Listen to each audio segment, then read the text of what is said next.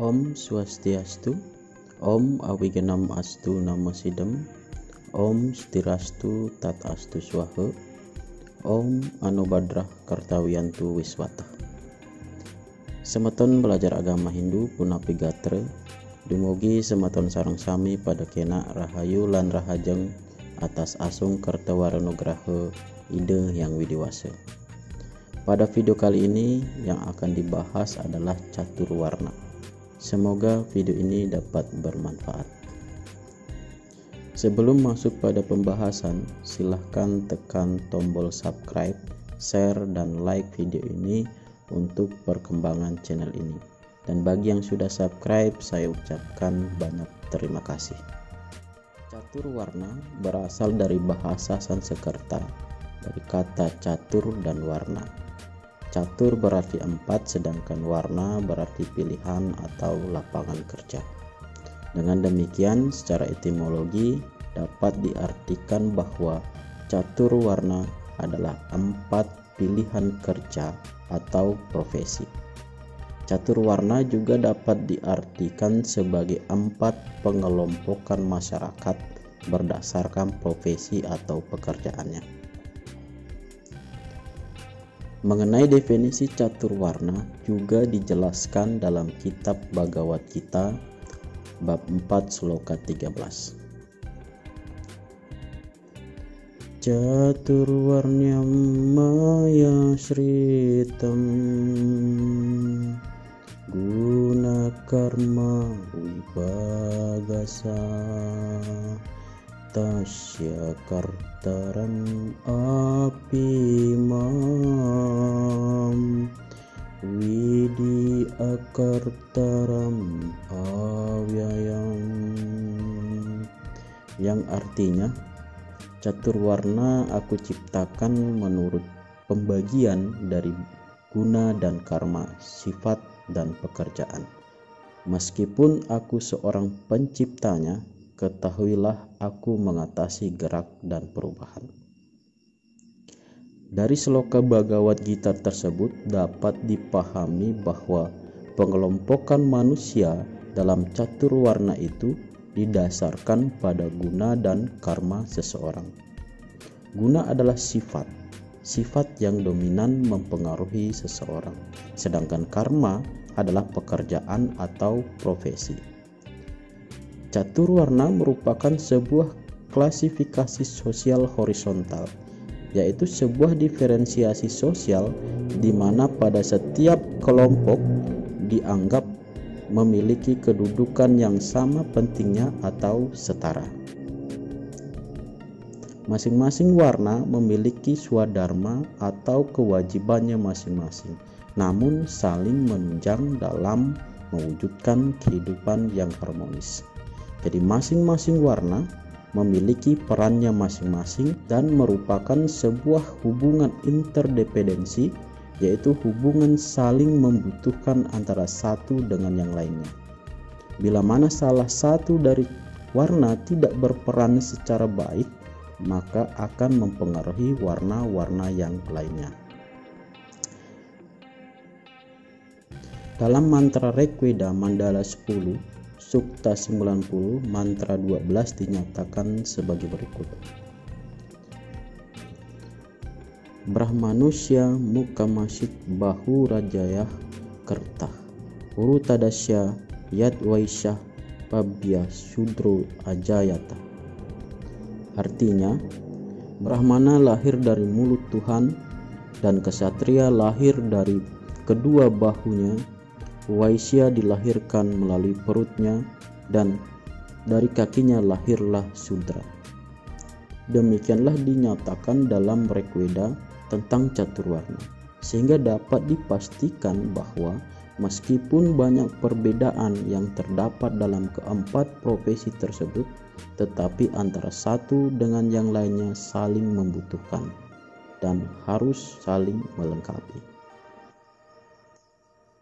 Selanjutnya, catur warna merupakan sebuah klasifikasi sosial bersifat terbuka. Artinya, sebuah sistem stratifikasi yang tidak tetap dan memungkinkan setiap anggota masyarakat untuk merubah kelas sosialnya. Hal ini berdampak pada timbulnya kompetisi antara individu untuk meningkatkan kelas dan status sosialnya. Seorang buruh memiliki kemungkinan untuk merubah nasibnya menjadi seorang pengusaha ataupun pejabat negara. Begitu juga seorang gubernur setelah selesai masa jabatannya dapat menjadi seorang pengusaha misalnya. Kemudian catur warna tidak berdasarkan keturunan. Karena pengelompokan sosial dengan warna ini didasarkan oleh sifat dan pekerjaan yang dilakoni oleh individu yang diperoleh melalui kerja keras dan tekad yang kuat. Seorang anak gubernur tidak menjamin dirinya akan menjadi gubernur seperti ayahnya, sedangkan seorang anak petani suatu saat nanti sangat mungkin untuk menjadi seorang gubernur. Adapun bagian-bagian catur asrama dijelaskan dalam kitab Bhagavad Gita bab 18 sloka 41. Brahmana Kshatriya Wisam Sudranam Ca Param Tapa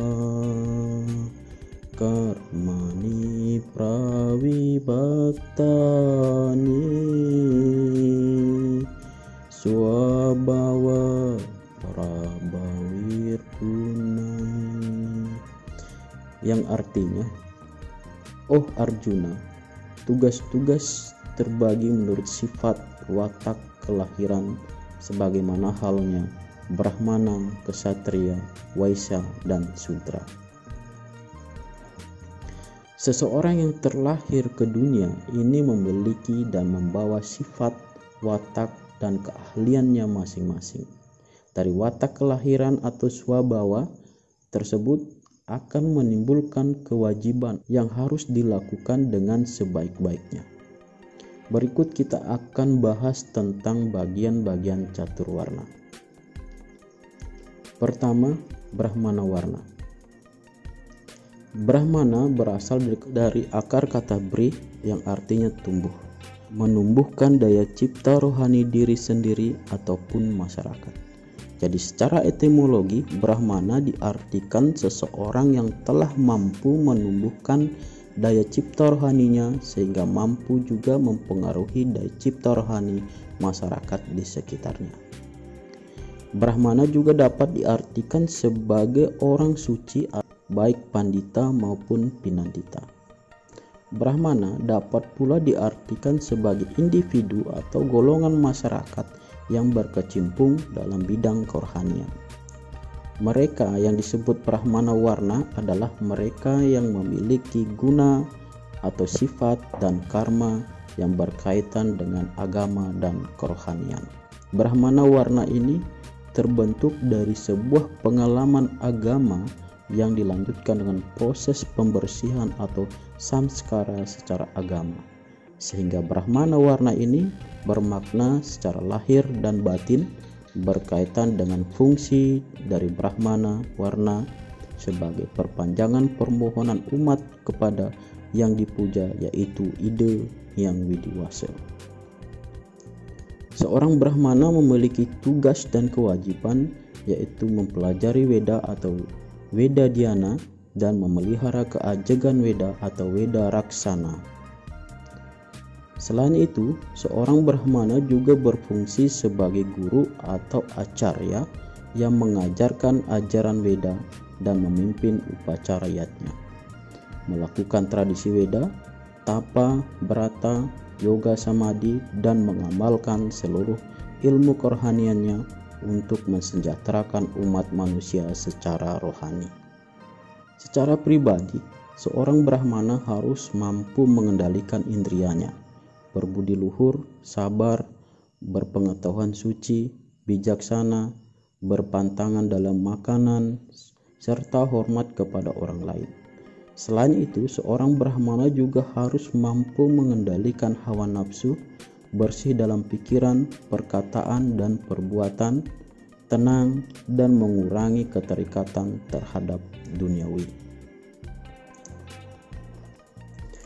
Karakter yang harus dimiliki oleh seorang Brahmana itu dijelaskan dalam Bhagavad Gita bab 18 sloka 42. Samudamas tapasaucam kesantir arjavam ewaca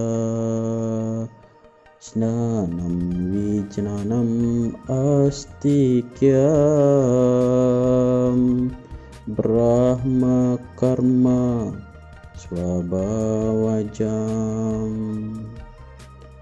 Artinya, ketenangan, pengendalian diri, tapa brata, kemurnian, pengampun, jujur, berpengetahuan, bijaksana, dan percaya pada kehidupan setelah mati adalah kewajiban seorang Brahmana yang lahir dari sifatnya sendiri. 2. Ksatria.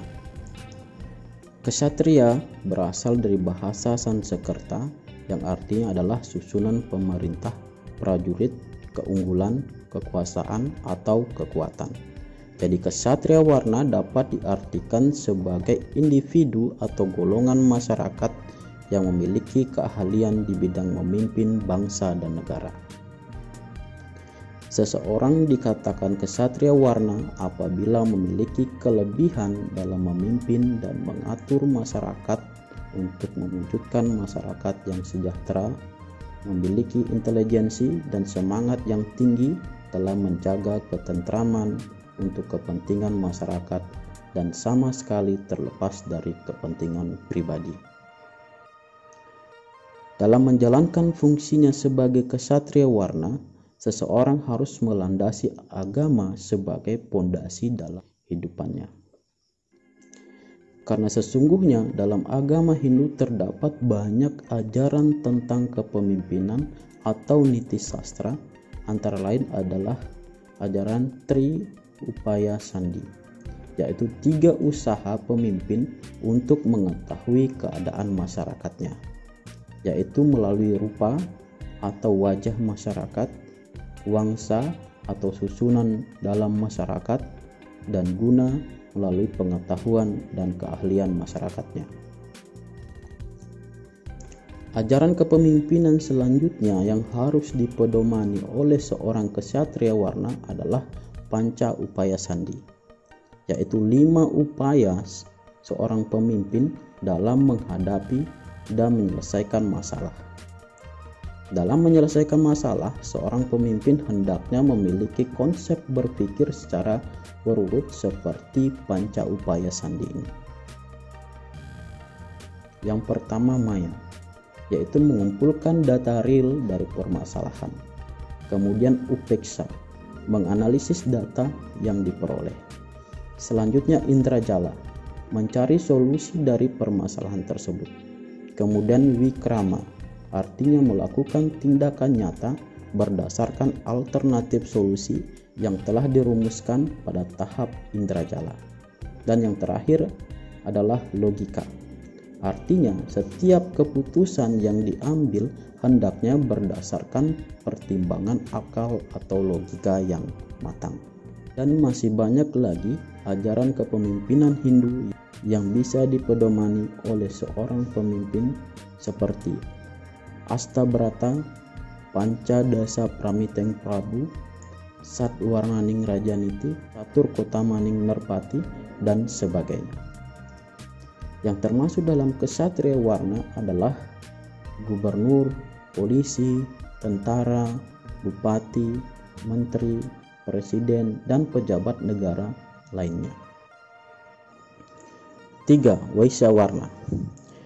Vaisya berasal dari bahasa Sanskerta yaitu vi, berarti bermukim di atas tanah tertentu.